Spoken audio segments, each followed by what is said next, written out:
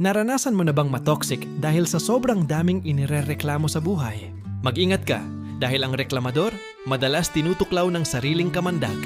Nang nainip ang mga Israelita sa disyerto, nagreklamo sila ng matindi laban sa Diyos, kaya pinadalhan sila ng makamandag na ahas. Ang kasalanan nila ang mismong kumagat sa kanila. Nang humingi sila ng tawad, inutusan ng Diyos si Moises na gumawa ng isang ahas na tanso at itaas ito. Sinumang matuklaw na tumingin dito ay gagaling at hindi mamamatay.